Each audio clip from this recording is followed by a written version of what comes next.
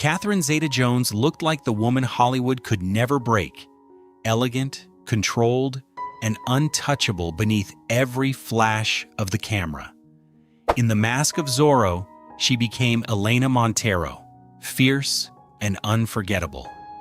In Chicago, she became Velma, the dazzling woman who turned discipline, music, and pain into an Academy Award. For millions, Catherine was old-screen Grace reborn, beauty with strength, glamour with soul, and a face that made cinema feel timeless. But perfection was the illusion. Behind the polished smile was a woman carrying pressure no red carpet could soften, a childhood scar beneath her chin, years of rejection before Hollywood finally opened its doors, a husband facing a serious health crisis in 2010, 2 children she tried to protect from fear, and a private battle with Bipolar II. Now at 56, Catherine is more than a wife, a mother, or a survivor. She is a woman who learned to steady herself again and again, even as the world mistook her composure for peace.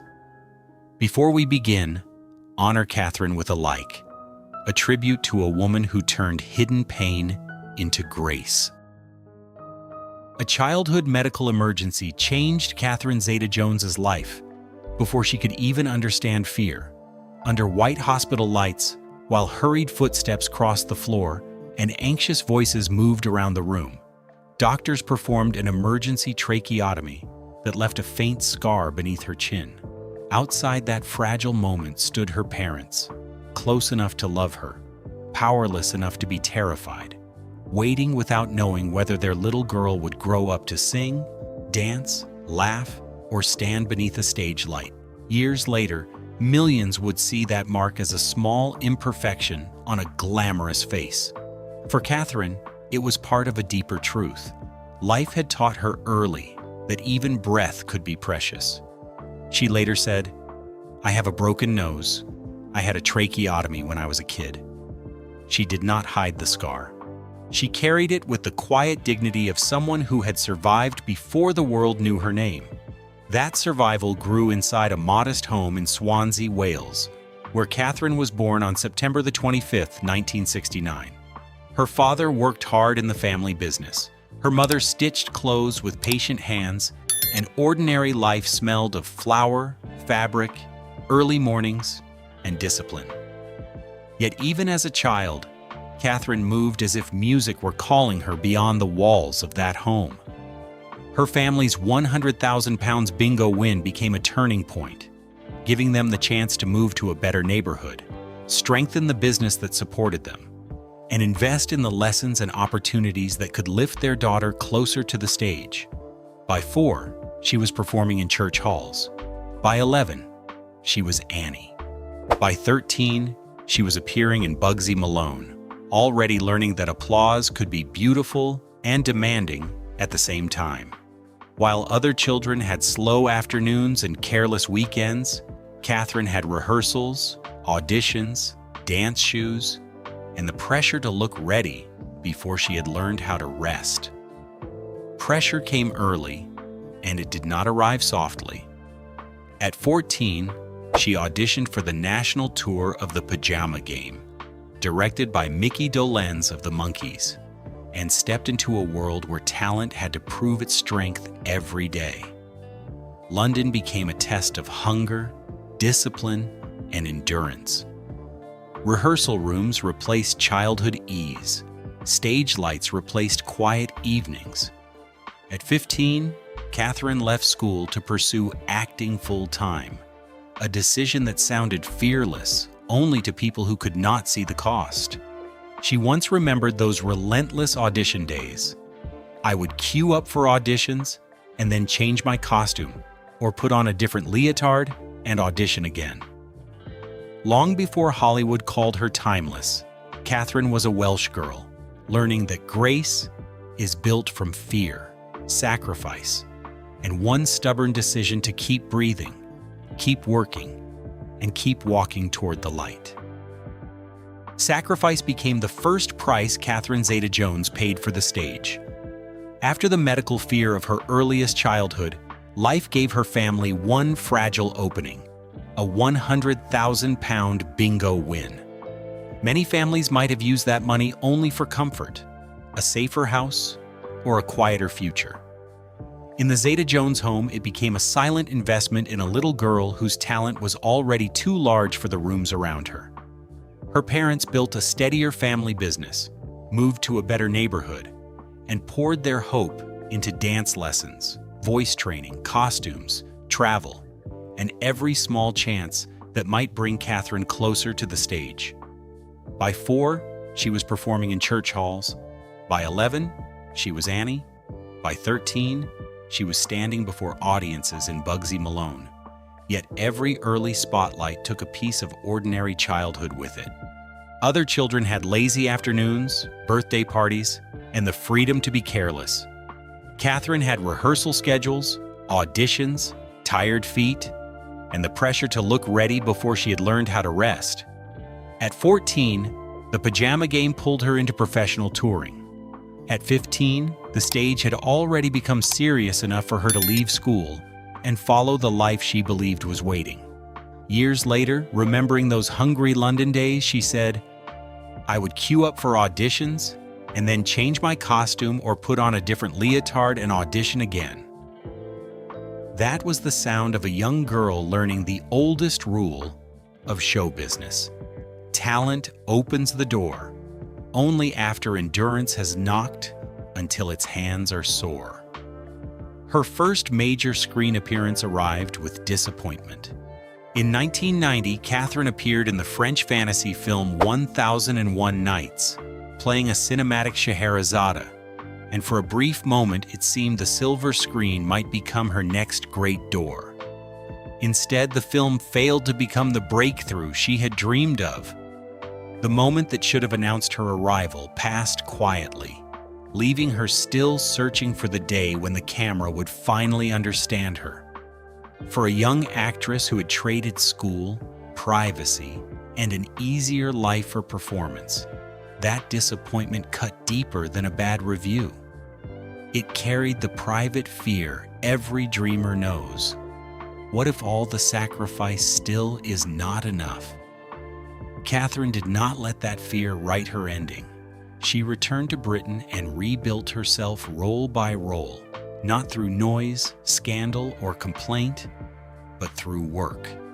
From 1991 to 1993, as Mariette in The Darling Buds of May, she became beloved across the United Kingdom, welcomed into living rooms with warmth and admiration. Viewers saw charm, freshness, and beauty. Beneath it, Catherine was repairing confidence the hard way. She was proving that one disappointing screen debut could not erase years of discipline, and one quiet failure could not decide the shape of an entire life. America, however, was colder. When Catherine crossed toward Hollywood, she did not arrive as a protected princess. She arrived as a talented British actress still waiting for the industry to decide she mattered. Casting rooms could be polite and merciless at the same time. A handshake, a smile, a quick look at the photograph. Then the kind of silence that tells an actor the answer before anyone says it. Roles in Splitting Heirs, Christopher Columbus, The Discovery, and The Phantom gave her visibility, yet none became the breakthrough she needed. The phone did not ring the way hope had promised. The dream she had chased across an ocean began to feel painfully distant. To many executives, she was elegant, beautiful, capable, and still somehow replaceable. That was the wound beneath the glamour, to be seen by everyone and still not truly chosen. Then belief arrived through one decisive turn. Steven Spielberg noticed her work in the 1996 miniseries Titanic, and that attention helped guide her toward The Mask of Zorro. One person's faith did not erase the rejections, the silent phones, or the years of proving herself in rooms that refused to remember her name. It gave her a door at the exact moment doubt had become dangerously familiar. In 1998, Catherine won the role of Elena Montero, a part that demanded far more than beauty and costume. She trained in sword fighting, horseback riding, dance, dialect, and movement until effort disappeared beneath elegance. every scene carried the weight of the girl who left school with no safety net, the actress whose first film had not lifted her, the young woman treated as replaceable in Hollywood rooms, and the performer who kept showing up when rejection had every chance to harden her. When Elena Montero finally appeared on screen, Catherine was not merely entering Hollywood, she was answering it. The Mask of Zorro became more than a role. It became proof that some dreams arrive late, but some that bruised, breathless, and unforgettable, carried by people who refuse to go home empty. The camera made Catherine Zeta-Jones look untouchable in The Mask of Zorro, but that illusion was built far from applause. Elena Montero's blade seemed to move with effortless fire beside Antonio Banderas, yet every elegant turn had been paid for in bruises, aching muscles, sweat-soaked rehearsals, and hands worn down by hours of sword work. Catherine later admitted, "I'm not very good on horses," yet she trained until fear no longer showed. She was not there to decorate the film. She was there to prove she belonged. Every slash, dodge, and flamenco step carried the quiet force of a woman who had been overlooked too many times. Then triumph arrived like a spotlight. The Mask of Zorro earned more than $250 million on a $95 million budget, and suddenly Hollywood could no longer look past her. In Entrapment, opposite Sean Connery, one laser beam scene turned her into an image audiences never forgot. In Traffic, she stripped away glamour and played a conflicted wife with such intensity that she earned a Screen Actors Guild Award and a Golden Globe nomination. Role by role, Catherine was no longer only the beautiful face executives had once underestimated. She was discipline, danger, intelligence, and hunger wrapped in old Hollywood grace. But Chicago became the moment that carved her name into history. Pregnant with her daughter, Catherine stepped into Velma Kelly with razor precision, singing, dancing, and commanding the screen while carrying new life inside her. Under the Oscar lights, 10 days before giving birth, she stood with a rounded belly, a gold statue in her hand, and years of rejection behind her like shadows finally falling away. She said, "I had my child 10 days after the Oscars." That image was more than victory. It was the answer to every room that had treated her as replaceable, every critic who saw beauty before craft, every silence that once followed an audition. Hollywood had finally accepted her, but acceptance did not mean peace. Beyond the gowns, the awards, and the applause, the greatest battles of Catherine's life were still waiting. Before Michael Douglas, Catherine Zeta-Jones had already learned that love could bring uncertainty as deeply as it brought warmth. She was young, successful, beautiful, and rising fast, yet behind that confidence was a woman still trying to protect her own identity in a world that kept watching, judging, and pulling at her.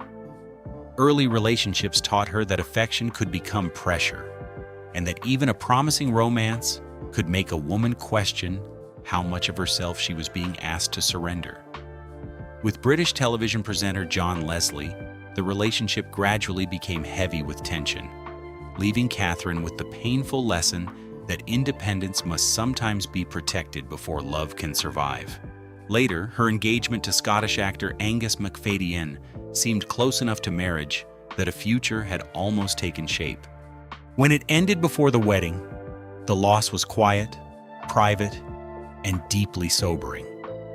Those years did not make Catherine cold. They made her careful. She had learned how lonely it could feel to be admired by the world, while still unsure whom to trust with her heart.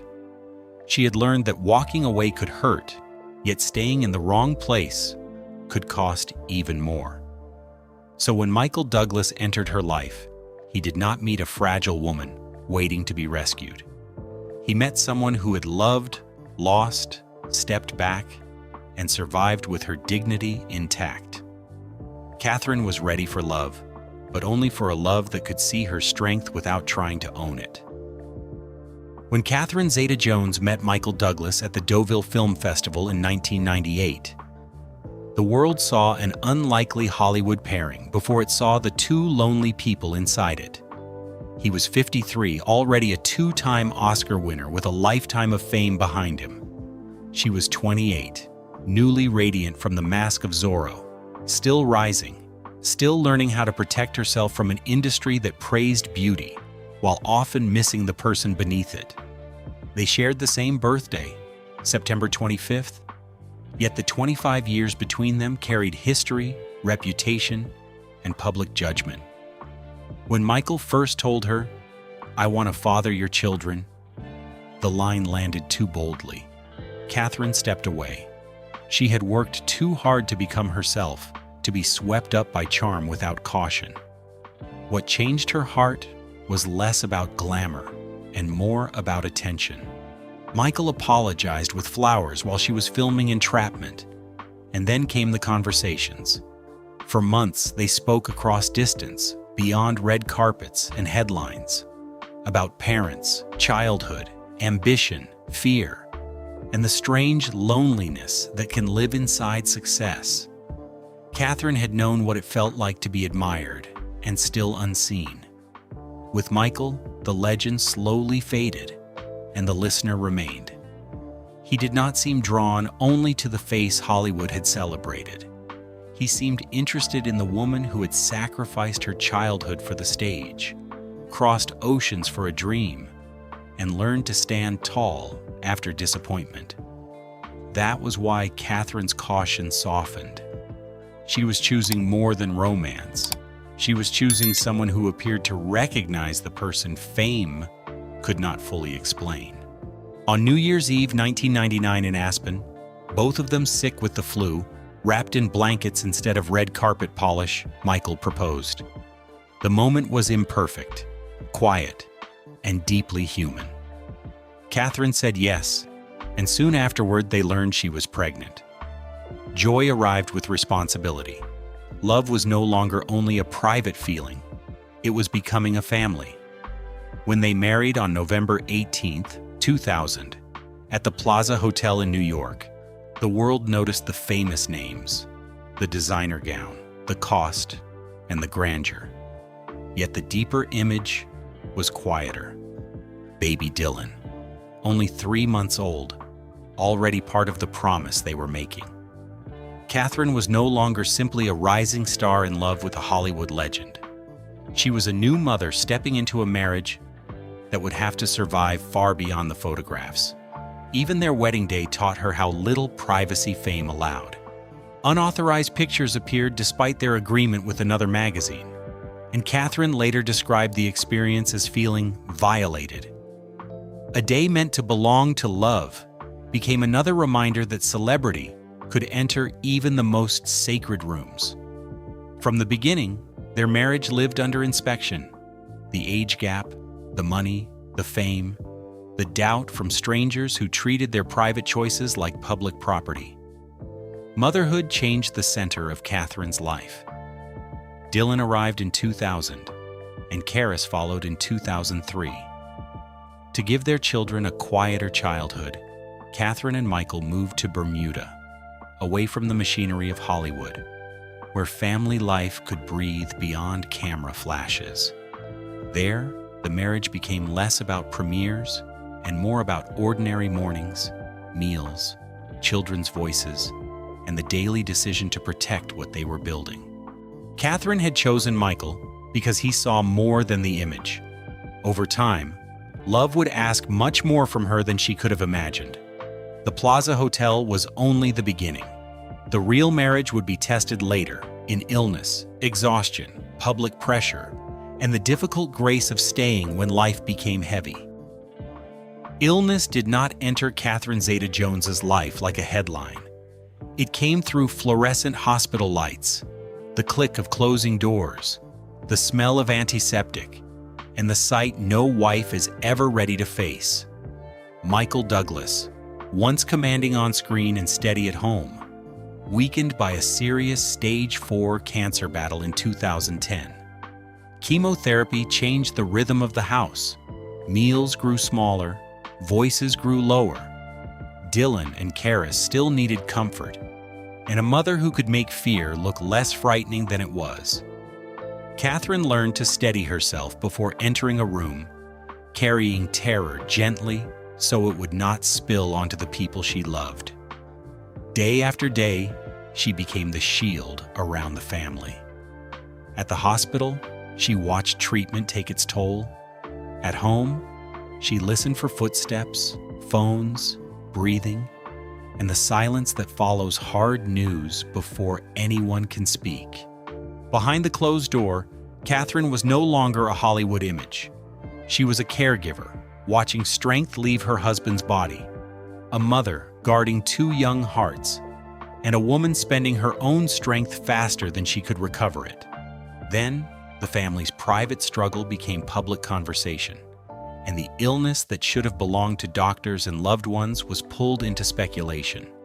The pressure had already been building. In 2009, Michael's eldest son, Cameron, entered a painful public legal crisis, and that sorrow settled over the family. Then came the cancer, the treatments, the questions. One wound followed another so closely that there was hardly time to breathe. Beneath Catherine's composure, Bipolar II disorder was also part of her private life, bringing emotional highs and long darkness. She kept working. She kept mothering. She kept appearing where she was expected to appear. Some nights, the applause sounded far away. Some mornings, the mirror showed a woman who looked graceful because she had become skilled at hiding the cost. This became the emotional cliff of Catherine's life.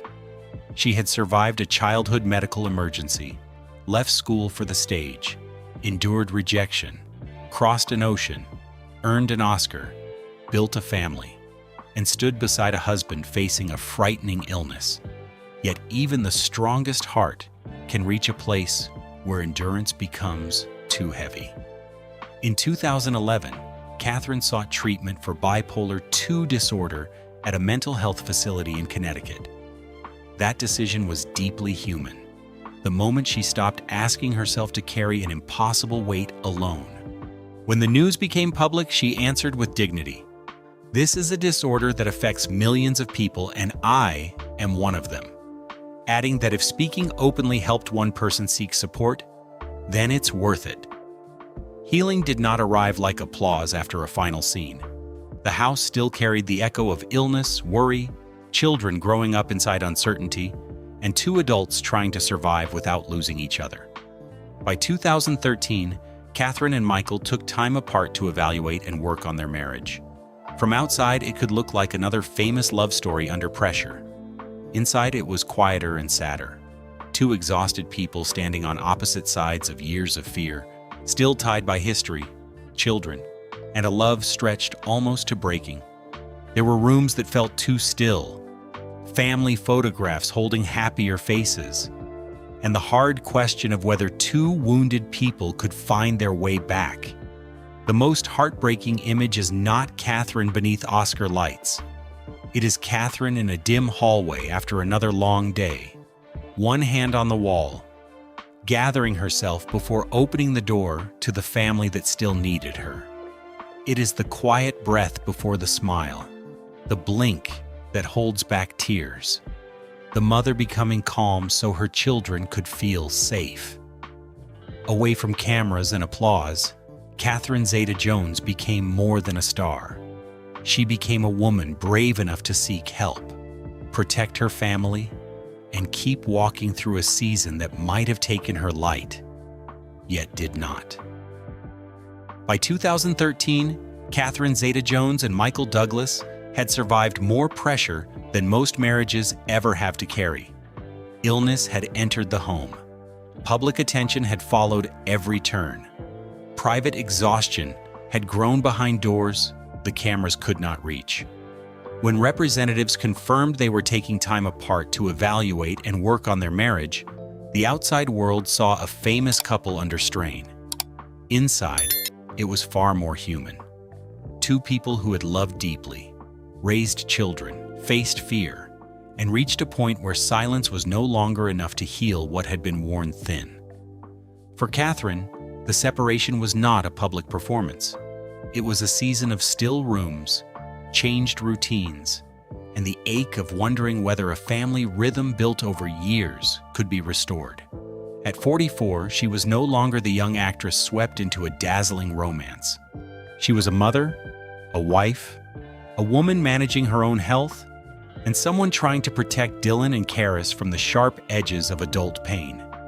There was no need for public conflict to make the wound real. The heartbreak was quiet enough on its own. Separate spaces, careful conversations, family photographs that suddenly felt heavier, and the difficult question of whether love could find its way back after so much strain. Hope returned slowly, through ordinary life rather than dramatic gestures. Time gave the family room to breathe. Cameron Douglas's later release and path into fatherhood brought a softer chapter to a family that had carried years of worry. Catherine and Michael also began to rebuild without turning the process into a spectacle. Their story became less about what the public expected and more about what the family needed: patience, privacy, forgiveness, and the willingness to meet each other again without pretending the hard years had not happened. In the years that followed, new public pressure touched the family again. But this chapter should not be remembered as controversy. It was, more simply, another reminder that fame can place a private home beneath a harsh light. Catherine had to stand not only as a wife, but as a mother, protecting the emotional safety of her children, while the outside world discussed matters that belonged to the family's most personal rooms. She handled that period with restraint, avoiding spectacle, and keeping the center of her life where it had always mattered most: her family. By 2020, with Dylan and Karis stepping into adulthood, Catherine entered a quieter chapter. The house no longer sounded the same. Childhood voices had become memories. The urgency of survival began to soften into reflection. She and Michael traveled, cooked, spent time with family, and learned the slower language of staying after years that could have pulled them apart. The strongest image of their marriage was no longer the Plaza Hotel, the red carpets, or the famous guests. It was two older people choosing ordinary mornings after extraordinary strain. Catherine's peace did not come from a life untouched by pressure. It came from standing inside a tested family, protecting what remained, and allowing love to become quieter, humbler, and more real. Peace came to Catherine Zeta-Jones slowly, like sunlight entering a room after years of storms. Now at 56, the life around her may still carry beauty, travel, elegant homes, and familiar signs of success. Yet the deeper story is quieter than wealth. It is the story of a woman learning to protect stillness after decades of being watched. In the soft light of Mallorca, or in the hush of a Manhattan morning, Catherine no longer seems driven by the need to prove she belongs.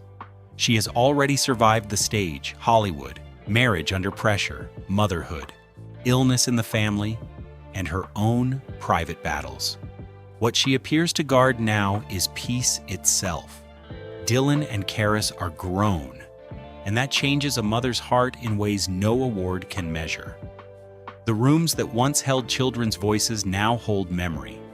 The urgent mornings of school, travel, meals, protection, and worry have softened into a different season.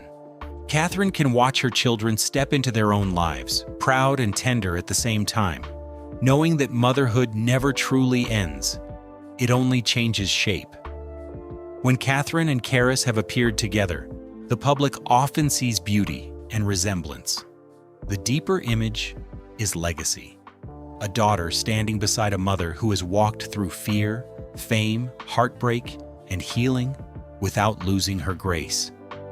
Her marriage to Michael Douglas also carries a quieter meaning now. Their love has passed through illness, distance, public pressure, and years that could have broken weaker foundations. Today, its strength seems less like romance from a magazine and more like two people who understand the cost of staying. Shared birthdays, family dinners, travel, small rituals, ordinary conversations, and slower mornings have become more powerful than any red carpet. For Catherine, this later chapter is no longer about being seen by the world. It is about being known by the people who remained. Still, Catherine's peace is not careless. Bipolar II disorder remains part of her life, managed with honesty, structure, and courage. Her routines, whether through movement, stillness, wellness, or private discipline, feel less like celebrity habits and more like survival made practical. She has spoken openly about mental health, reminding others that there is no need to suffer silently. For many people watching from their own quiet rooms, that honesty may be one of her most important gifts. She made vulnerability look dignified. She made seeking help feel human. In 2022, Catherine returned to the screen as Morticia Addams in Wednesday, bringing a darker elegance that seemed shaped by everything she had lived through. She was no longer chasing youth. She was showing what maturity can become when a woman accepts her shadows and still stands in the light. That may be the truest portrait of Catherine today.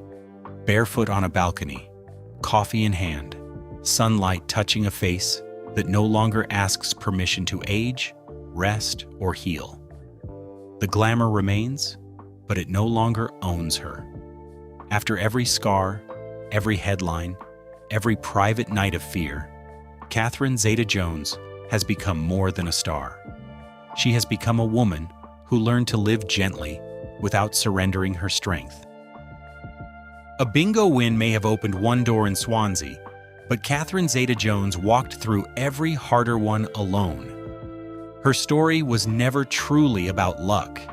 It was about a little girl who first learned how fragile breath could be, a teenager who left school with no safety net, an actress who smiled on red carpets while private wounds stayed hidden, and a woman who stood beneath Oscar lights with victory in her hands and pain still living quietly behind her eyes.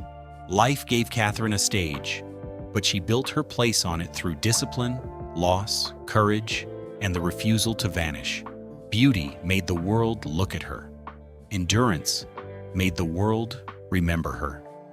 Even now at 56, Catherine carries the weight of invisible battles no camera can fully capture. Bipolar II disorder did not disappear because she spoke about it. Healing did not arrive in a straight line. Some mornings, strength may look less like glamour and more like one hand on the bathroom sink, one slow breath, one decision to keep moving through the fog. She once reminded the world, there's no need to suffer silently, and in that honesty, she gave millions permission to stop hiding their pain. From hospital rooms to red carpets, from motherhood to marriage, from public applause to private recovery, Catherine proved that survival is not always loud. Sometimes it is a whisper in the dark. Keep going. So let this story become more than a tribute to a Hollywood star. Let it honor every caregiver holding a family together, every parent hiding fear behind a calm face, every dreamer rebuilding after disappointment, and every quiet soul carrying a battle the world never sees. Catherine's scar beneath the chin is not only a memory, it is a small light for anyone who has ever had to fight for breath, dignity, or hope. If Catherine's journey has touched you, leave a word of love below for every person still surviving with grace. Catherine, thank you for rising, enduring, and reminding us that even after pain, life can still be worth holding with both hands.